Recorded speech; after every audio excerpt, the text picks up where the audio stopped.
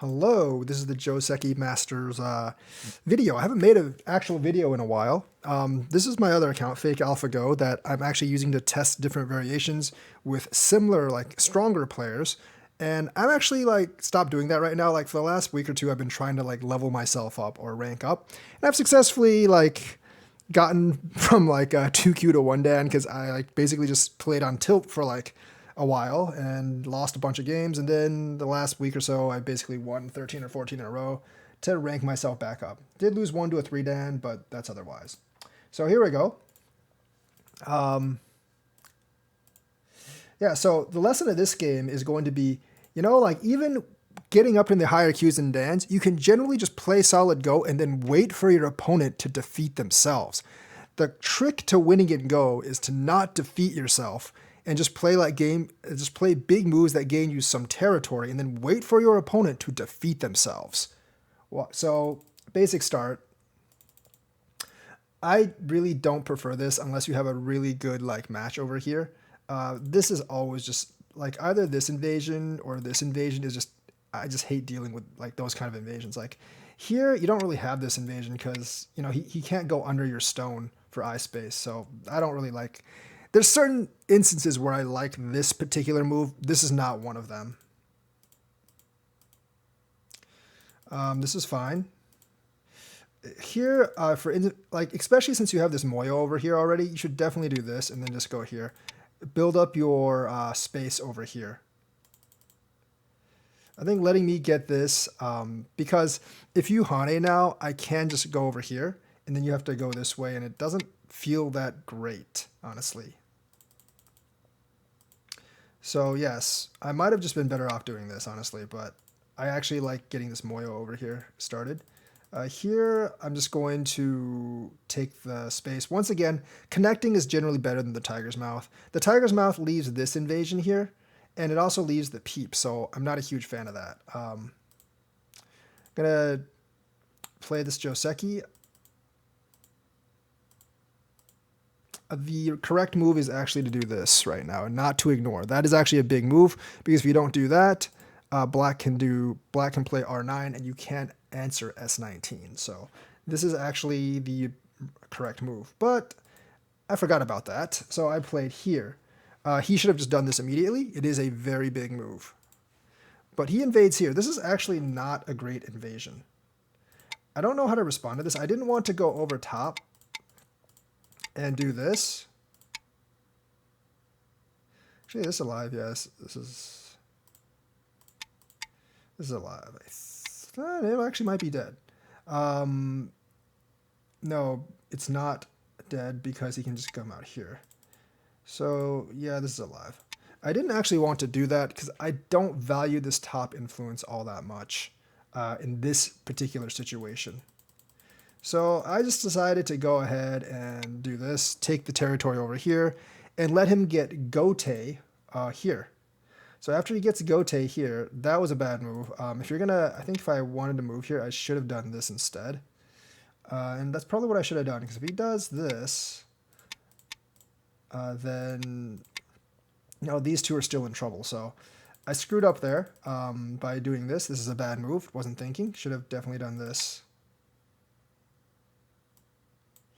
So I did this, and then I just kind of left it alone and invaded here.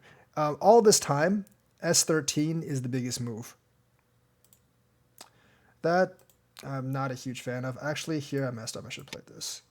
I wasn't. I was just wanting to connect cleanly, but this is a much better move. Threatens G. Threatens H2. So that's a much better move. Pincer here. Maybe just play over here or something. I'm not exactly sure. You could also come up this way, but I wouldn't recommend that.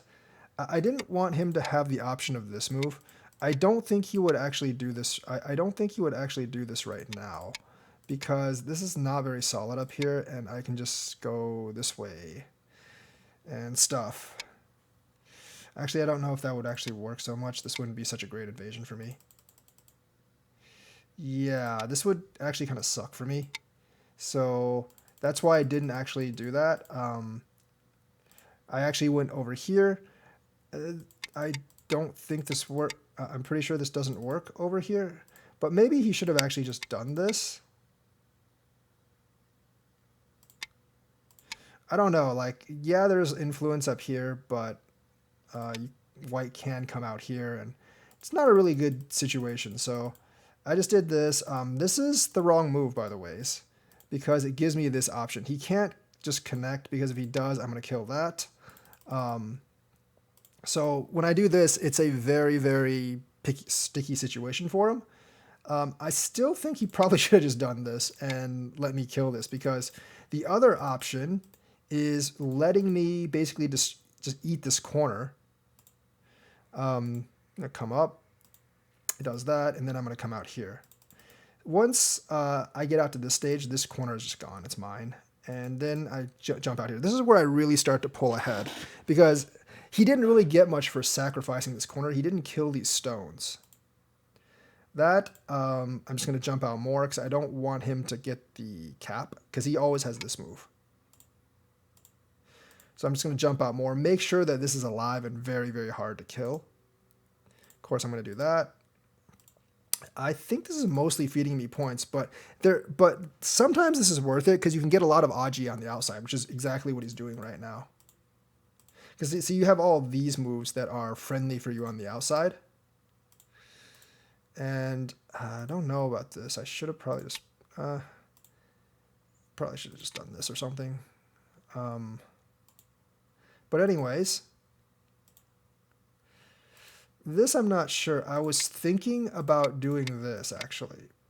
But there's a problem with doing this, because you do that, and then this isn't really alive. So there is a problem with that. So I didn't really want to do that. So I decided just to Atari out here, connect this up here. And this was a mistake. I should have just left this alone. There's not much territory up here anyways, and I can just do this and then jump to kill this territory, so it's not a big deal.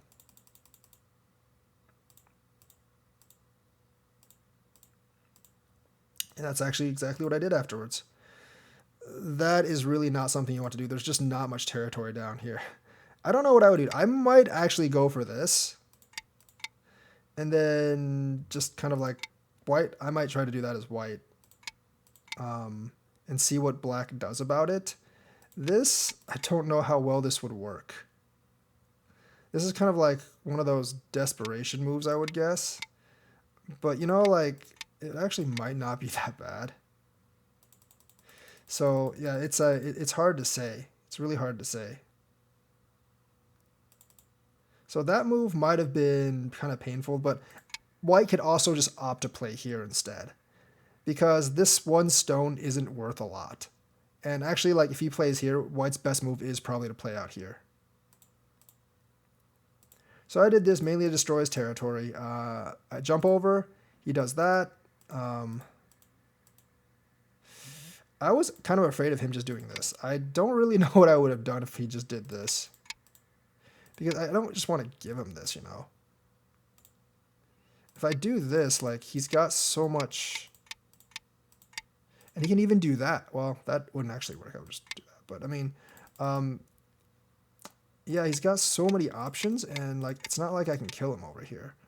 So kind of I don't really know what I would do if he did that. That would be actually a pretty hard one for me to answer, because I could do that, but this doesn't really help my issue, because he can still come out here.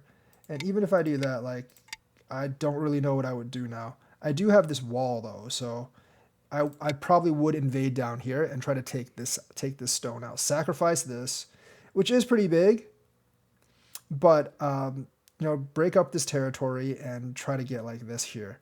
So that's actually like what I would do. Like, you basically just like sack. This is a good 15 points in here to destroy this territory and maybe take out this stone. So yeah, you got to be careful of these things, because it does be like, these things do become available. These plays do become available, and you have to watch out for them. You have to look out for them. But he kind of solved my problem by doing this. So I basically did this first because, and he has to answer me. So then I do that. So I basically just let him take this, and then I come out here to try to kill these four. Now, these four aren't actually that big. What I should have done is played this, and essentially just do that. Now, if he tries to kill here, we can like do all sorts of stuff down here and then capture it. Use the Aji down there to capture the stone. If he does this, you can do this first, and if he comes out here, you can do that. And you can capture that. Now, if he does this, you just sacrifice this stone and then do that. And you got a lot of territory in here. That's what I should have done. Because this territory here is bigger than these four stones. However, I totally forgot about that when I was playing, and I ended up doing this, trying to capture these four. Now, these four in exchange for these four, I think it's about equal, honestly. But he actually made a big mistake by playing here, because he forgot that if he connects, he has 5 liberties, and I also have 5 liberties, and then if he connects, I go first, so he really has 4 liberties. See, this is what I mean by you wait for your opponent to defeat themselves, because they will often very much defeat themselves. I'm just going to go capture these 4. He plays that, I play this. You can't play this because then he has this, and the only way to get out of this is connect this. Although this wouldn't be too bad because this wouldn't really be too bad because you can just do that. This is why you never fill in all your liberties, by the way. Filling in all your liberties is bad.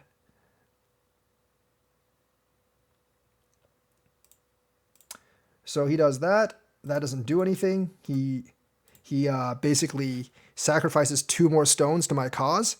And like I said, this is what I mean when I say you just wait for your opponent to defeat themselves. Because self-defeat is quite rampant these days. He does that. I got nervous for a while, but then I realized that he doesn't have enough liberties to do much, so I did this. Choke here, and then get those. So he didn't really get much from that. So he kind of like defeated himself both in this fight down here and here. So like, I really didn't have to make any amazing moves this time. In fact, I made some really bad moves, and I made some like wrong decisions.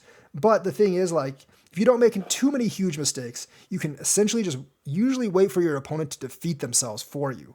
And that is an excellent, excellent way to win. I've been using this strategy for the last week, and I've basically won every single game except for one, and that was against a much stronger player. Basically, one of those 3-dans that is in provisional. The guy I lost to was one of those 3-dans in provisional that was basically winning his way up. And he essentially had like 20 games, which he all won, except for one where he disconnected. I think he was ahead in that game too. So I play this, and this is huge. But I did make a mistake here. I should have just done this. If you actually look at this, like if he tries to kill the territory, you can make all sorts of moves here. To destroy his territory as well. And that's bad for him because once you do that and he can't connect,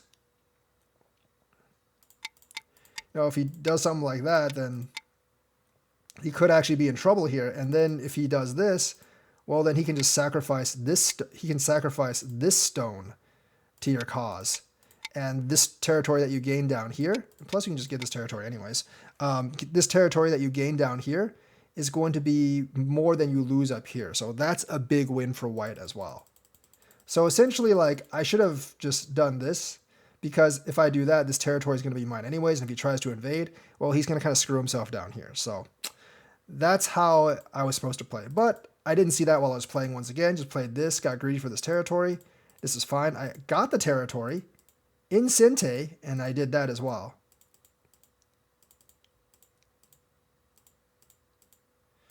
I got dumb here. I forgot he connected and he could actually poke this eye. This is the things that, this is how I defeat myself. I'm like, oh, I actually just wasn't paying attention to when he actually did this. This is how I would defeat myself. Give your opponent one of these gigantic moves, a really big move, while not doing much yourself, while basically ignoring everything yourself. He does this, but luckily this has enough eyes in here to actually live. I just do that. I did get this. He did get the Seki here. He did actually get the Seki here, but if you really look at this, this is only 1, 2, 3, 4, 5. This is only 6 points. So basically, you deprive me of 5 points because since I took a stone, that's 1 point there, one more point than you. So you deprived me of 5 points, but you gave me the Sente, which is worth more than 5 points right now. So when you're not killing a group and we're only doing Seki, you have to be aware of how many points you're taking away because this is actually a loss for him. And the rest of these moves are essentially just finishing up and me not making any mistakes while finishing up. And I ended up winning by about 25, 26 points.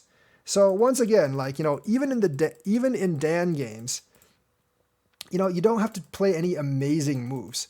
You just have to you should know the Josekis at this level because if your opponent doesn't play the Josekis right, you gain like 2 or 3 points advantage when he doesn't play the Josekis right. He started up at black plus 6.5. Now he's down to black plus 5.0 because I gain a little bit of advantage here and a little bit of advantage here.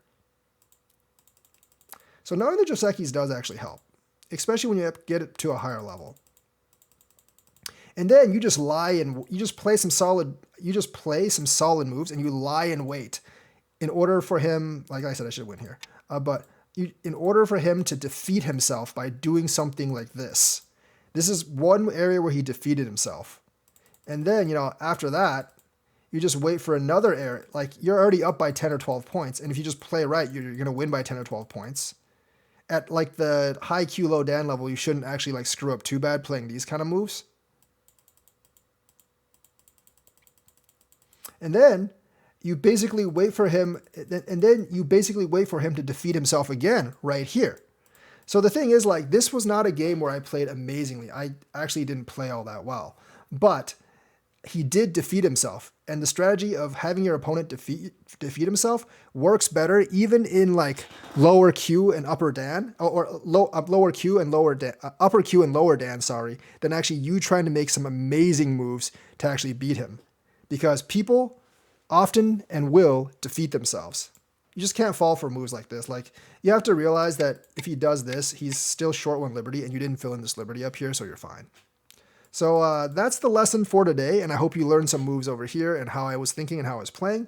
But remember, don't defeat yourself and let your opponent defeat themselves. Surefire way to victory, guys. Surefire way to victory, and that's how you can make it to the Dan ranks.